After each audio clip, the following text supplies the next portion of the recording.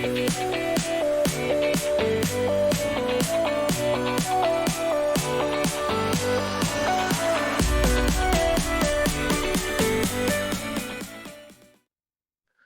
to the 1 hour language Greek level A1 lesson on the alphabet. You've probably heard the phrase, "It all looks Greek to me." If the alphabet has ever seemed confusing, you're not alone, but you might be surprised to learn that you already know half of it. And the rest, well, it's genuinely simple to grasp with my approach. Even if you've been studying Greek for a while and still have a few gaps, this lesson will clear all things up. Let's get started. So I want to guarantee you this. If you learn the Greek alphabet well, you'll eliminate at least 30% of the challenges that most learners face. I guarantee that while others struggle, you won't, because you will have already built a strong foundation from the start. I also guarantee that if you follow my tips and advice diligently, you'll be reading Greek texts with up to 99% accuracy. This can happen in as little as 24 hours, and it is entirely up to you. Greek is a phonetic language, so pay close attention to the lesson. You will likely surprise yourself. And there's more to come. I have additional tips that will help you dispel the myth that Greek is difficult to learn.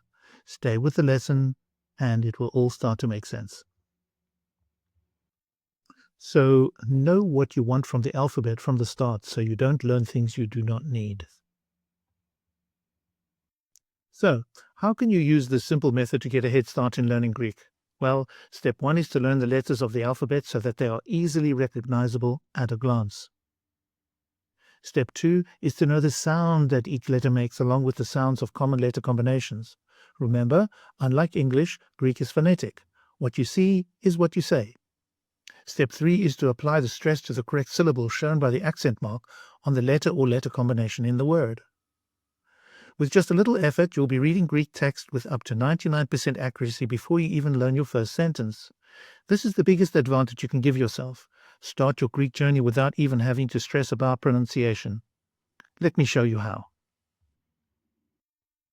Next stop, the Greek alphabet. Here you will see the 24 letters of the Greek alphabet. Many will look familiar, as the English alphabet actually originates from it. You might be encouraged to memorize the alphabet like a poem or a song, but that won't help much here. What truly matters first is focusing on the sound each letter makes. Let's get started. And at the end, you'll have some extra practice with pronunciation. Feel free to pause and repeat whenever you need.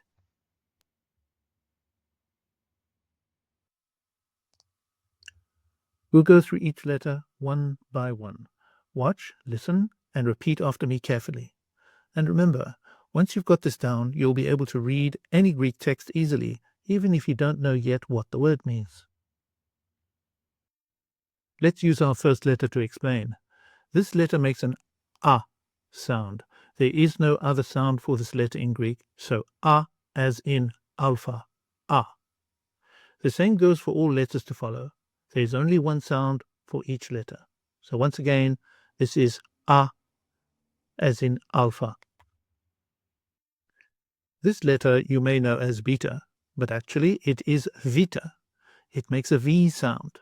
It looks like a B. It's not a B. It is a vita, as in Victor. So V, the V sound that you know in English, V as in Victor. So the sound it makes is V as in Victor. So the name of this letter is Rama. And if you listen to the sound I make at the beginning of the word Rama, this is the sound I want from you. There are no English equivalents, but you may have in other languages. If you find this letter difficult to pronounce now, no stress, because all of my students eventually get it. So this is R as in Rama. The uppercase of the letter Rama should be easy enough to remember because it looks like an upside down L. Let's just say for the moment, you can learn that on your own. It shouldn't be a problem, at least the uppercase. Let's look at the lowercase. Here it is here. Here's a hand-scripted lowercase Rama. But I want to show you the similarity to the English letter to help you remember how to write it or to remember to read it. Let's take a look. So you will see the Rama here on the right-hand side, and the equivalent G sound in English. All right. So they're almost identical except for the loop on the left-hand side. And here I've applied the loop on the gamma on the right-hand side. So they're pretty much identical. Let this be a memory tool for you. Perhaps this will help you to remember that this has got a R sound close enough to the G sound in English. You may know this letter as the letter delta in English, but in fact it is delta in Greek. And that initial sound from the word delta is the sound that I want. In the English example I have for you here is the word then. That th sound, that initial sound, is the one I want when you see this letter. Then. Is the sound that I'm looking for. To help you remember this and to recognize it in a word, I have compared it to the letter D in the English alphabet. So you will see the similarities. So the D has a loop on the right-hand side and the delta has a loop on the top. So let this be a memory tool for you to remember. That is where we get our English D from, in fact, from the delta lowercase in Greek. So here we have epsilon.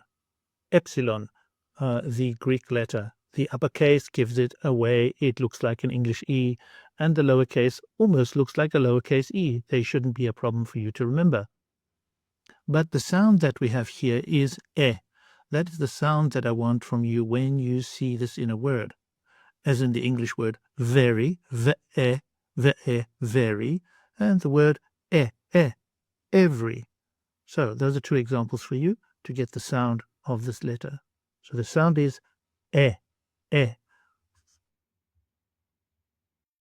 Here we have the letter zeta, and as in the first letter of the word zeta, we can hear the sound that I want from you. It is exactly the same sound that we would make in English. So it would be zeta, z, as in zoo, and zebra. Now the capital is easy to identify. The lowercase, perhaps not as much, but if you look carefully, they both have the horizontal stroke on the top and they follow the same pattern. Let's look at the following slide to give you a memory tool on how to remember to identify the lowercase in a word. Here we have the hand-scripted uppercase and lowercase of the letter zeta. And again, I repeat that you can see they follow a similar pattern. So let's look at the next page to see if that may be a memory tool for you to remember how to identify at least the lowercase in a word. Here we have the letter zeta in a hand-scripted form with the capital on the left and the lowercase on the right. This should now be enough of a memory tool for you to remember how to identify the lowercase zeta in a word. At this point, I will tell you that after a few attempts at reading, these letters will become second nature to you. It looks like an H, but it is not an H. The lowercase looks like an N with a long leg. The sound that it makes is E, as in the name Mary. There are no tips on memorizing this letter, so learn it separately. There are 4 letters I will suggest you learn separately, which I will give you at the end of the lesson. This is eta, pronounced E, as in the name Mary. So E is the sound I want from you when you see it in a word. Theta, theta. It is quite easy to identify. It is a circle with a horizontal line running through it. The sound that it makes is a soft th sound, as in the word think. Think. As in think. You will recall the letter delta, as in the word then. It is also a th sound, but a heavy th sound. This one is a soft th sound, as in think. Theta. Iota. Iota. So the capital looks like an English I, the lowercase looks like an English I without the dot, and the sound that it makes is I, as in sushi. I. Remember, there is only one sound for the letter I, as with the other letters of the Greek alphabet, one sound each. So this is I, as in sushi. Kappa, kappa. So not much time required to be spent on this one. because everything is identical as what it is in English. So the capital K looks the same as the one in English, the lowercase is the same, and the sound is the same. So that is K as in book. Lambda, lambda. So it has the same sound as in English L, as in Lima and lamp, but the capital and the lowercase may not be familiar to you. Spend a bit of extra time on this, writing it out and getting used to the shape of the letter. Don't worry, in no time you will have it. Me, me. This is the name for this letter in Greek, and it has the same sound as we have for the letter M in English, as in the word man. The capital is easy to identify. It is exactly the same as the English M, but the lowercase may not be familiar to you, so let me give you a memory tool to identify it in a word. Take a look at this hand-scripted lowercase me. I'm going to show you how to identify the M in that letter. If you look very carefully, you will actually see the letter M. Let's take a look at the next slide. Here we have a hand-scripted capital me and a lowercase me. Look at the similarities of the strokes. Bottom left rising upwards, moving down, up and down again, the capital forming a kind of V and the lowercase a U style shape. Let's look at the next slide and compare the two, one on top of the other. What I want to emphasize here is the origin of the English M. This is where it comes from. So as you can see, they're very similar. They both have the same strokes, just slightly different shape. But this, of course, is a memory tool for you to remember how to identify the lowercase me in a word. This is the letter Ni in the Greek alphabet. The sound is exactly the same as we have in English, as in the word November. So the N sound is what we're looking for when we see this in a Greek word. The capital looks exactly the same as we have in English, so easy to identify. But the lowercase, yes, it looks like a V. Let's give you a memory tool on how to identify that letter in a word. Here we have the letter Ni, the N sound in Greek. And if you look carefully at it, we almost have the letter N there. Let's take a look at the next slide. So on the left, we have the capital Ni. And if you have a look at it carefully, you will see the V shape does exist already in the capital Ni. All you need to do to the lowercase, the one you see on the right, is add the same leg on the left-hand side as a memory tool for you to remember that when you see that letter in a word, that you will give me the N sound. So that is N, Ni. Xi, Xi. This is the name of this letter. If we take a K, S, and I from the English alphabet and we say it together, we will say the name of this letter. So that will be Xi. In order to pronounce it in a word in Greek, we're going to take the K and the S from the English alphabet and we're going to make the sound X, X, as in the word fax and box. So you will see the capital. It has 3 horizontal lines, and the lowercase looks like a reverse 3. They shouldn't be a problem to learn. They look very distinct, but they will be part of the list of 4 I will show you at the end of the lesson, which you should learn separately. Omicron, Omicron. So this is the sound O, as in Oreo, or Oreo. That is the sound that you need to make when you see that letter in a word. There are no other sounds for this letter, only O in the Greek language. The capital looks like an English O, the lowercase looks like an English O, so no need to waste time here, easy to remember. P, P. This is the letter P in the Greek alphabet. You may know it as pi. We use the same sound as we do in English. when we pronounce the word papa. So the same P sound. It is quite a familiar letter, but if it is not familiar to you, you can add it to the list of 4, perhaps making a list of 5 and learning them together. So, P for papa. Ro, ro. This is the letter representing the sound R in Greek. It is the same sound as we have in English, as in the name Romeo.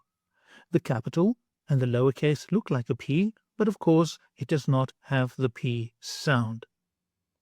These letters are just missing the right-hand leg running down the side of this letter. Otherwise, they would look the same as the English R. We do go a bit heavy on this R sound in Greek, which you will see in examples towards the end of the lesson. Sigma. Sigma. This is the letter representing the sound S in the Greek language and has the same sound as the S in English as in the words Sierra and sand. The capital is quite distinct, so perhaps easy to learn and to recall. You will note that there are 2 lowercase letters for sigma. So what is the difference?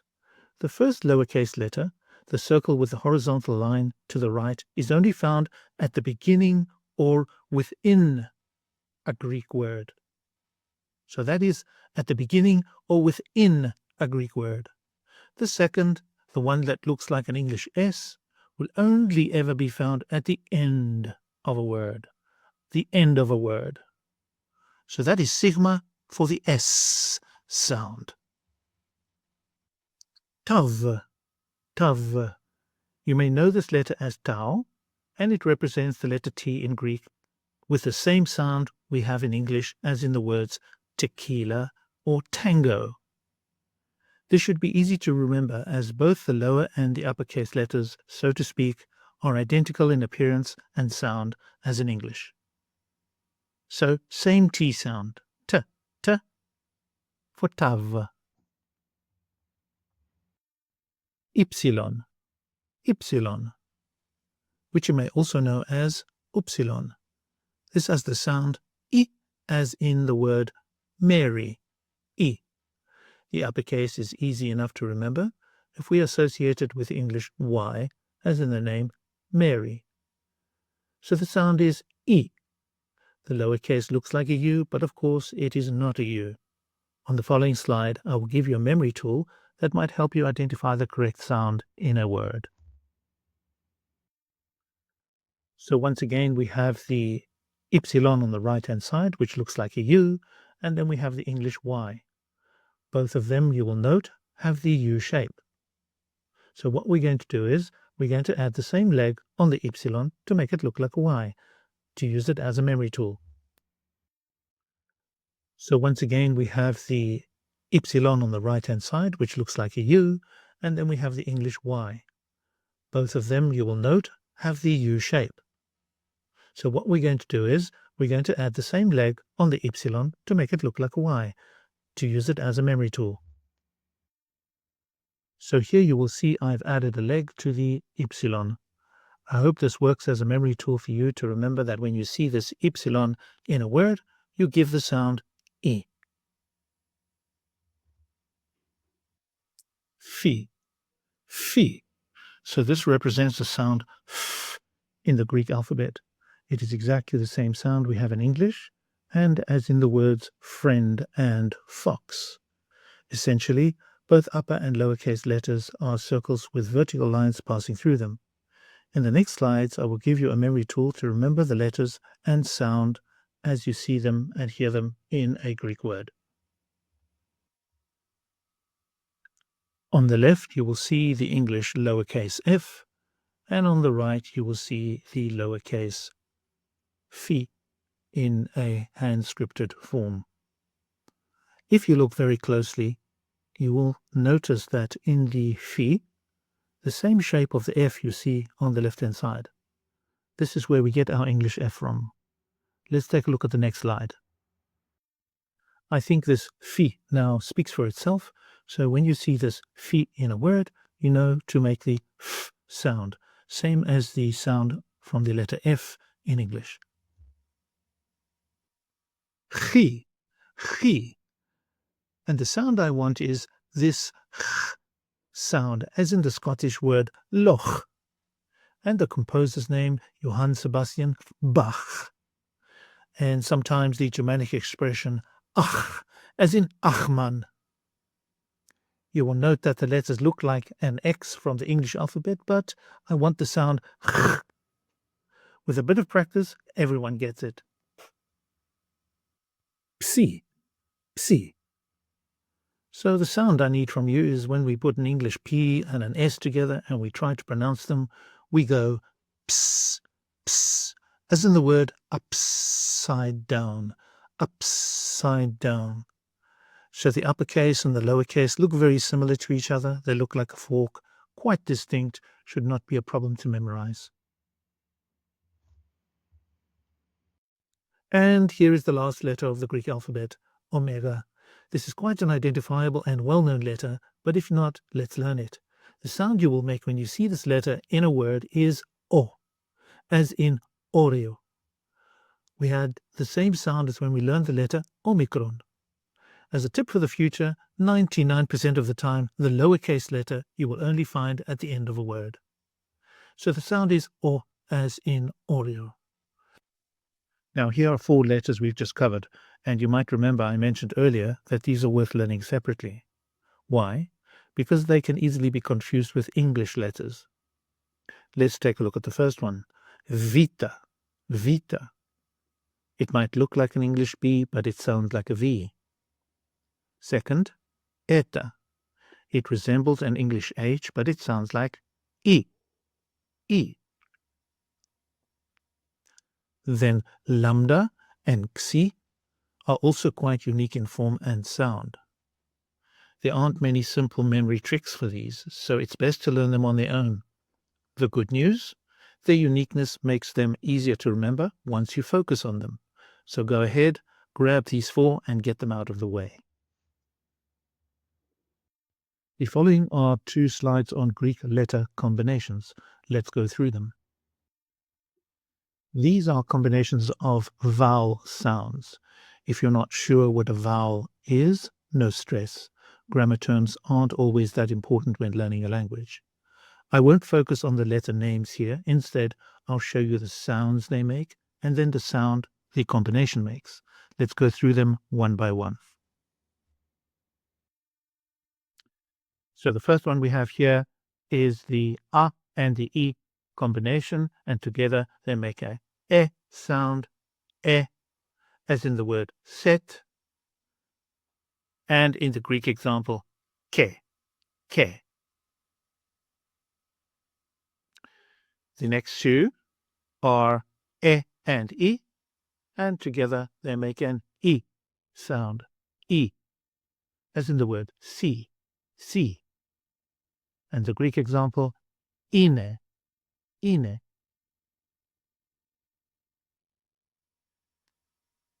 The next 2, O and I, together make an I sound, I, as in the word see, see. And in the Greek example, ikogenia, ikogenia. The next 2 we have are both I sounds, so we have I, and it makes the sound I, as in the word see, see. And the Greek example, iothesia, iothesia. Then we have an O and an I, and together they make the sound U, as in boot, boot. And the Greek example, pu, pu. Then we have A and I, and together they make the sound av, and sometimes af. As in the Greek example, avrio, avrio. Then we have E and I, and together they make the sound ev, ev, or F sometimes, as in the Greek word evcharisto, evcharisto, evcharisto. These are combinations of consonant sounds. If you're not sure what a consonant is, don't worry about it at this stage. I will also exaggerate the pronunciation for more clarity. Look at the consonant letter combinations. So when we have a mi and a p together, so that's an M sound and a P sound together, we want an English B sound or an MB sound, as in the Greek word papas, papas. When we have an NT sound, a ni and a tav together, we want an English D or ND sound, for example, as in tomata, tomata. And then we have a gamma kappa together.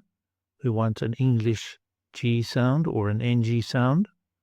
And we have the Greek example, garaz, garaz.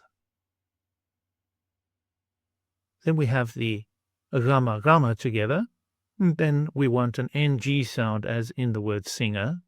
And the Greek example, angelos, angelos. Then we have a tav and a sigma together. So what we want is a TS sound, as in the English word cats, cats. And then we have the Greek example, tsai, tsai. Next we have a tav and a zeta together. And we have the example as in j, j. That's the sound it's going to form for you in Greek. Jenny, Jenny. As in the Greek example, jami, jami. And then we have the lamachi together, lamachi, and we want the kind of ngh sound, as in the Greek example, enchirisi, enchirisi. Yes, so enchirisi.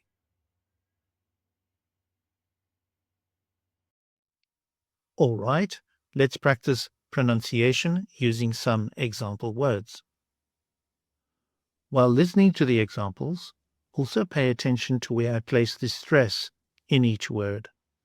Most Greek words have a stressed syllable, and it is marked by an accent on a letter or letter combination, so it is easy to spot.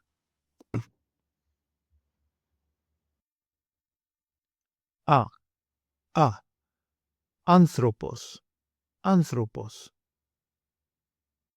V, v, for vivlio, vivlio.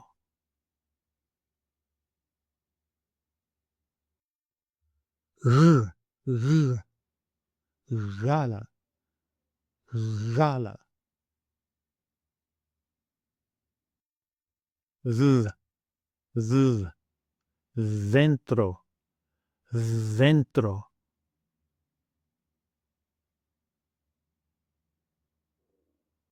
E, e, elada, elada.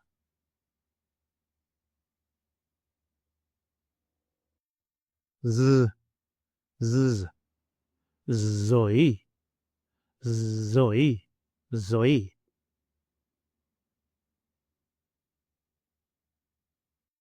I, I, ilios, ilios.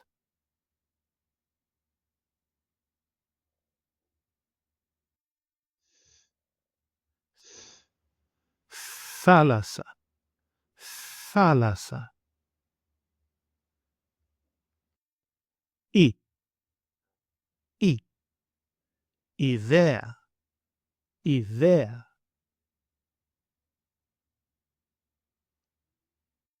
K, k. Cosmos, cosmos.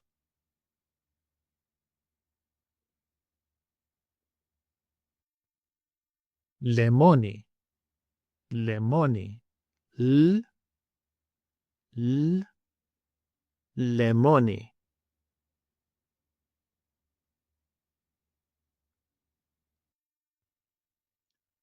M, mitera, mitera.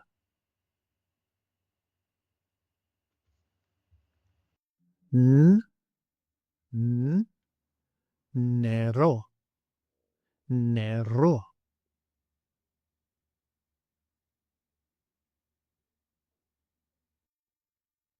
x, x, xenodοχείο, xenodοχείο,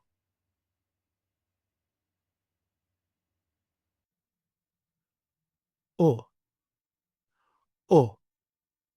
ombrella, ombrella, p, p, poli, poli,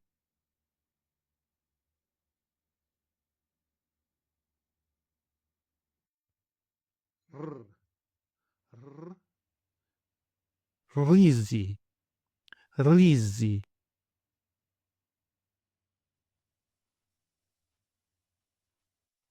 s, s, spiti, spiti,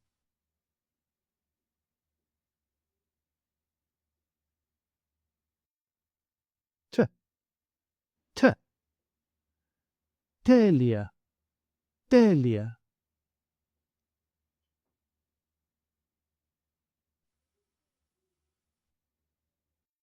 I, I, iparjo, iparjo,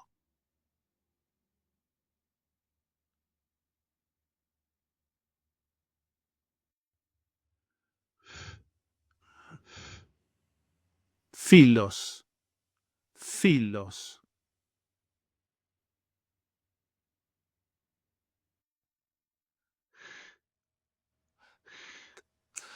Chronos, Chronos,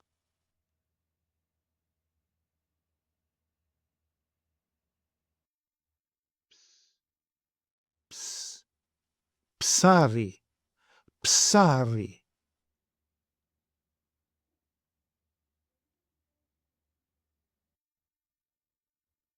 o, o, okeanos, okeanos.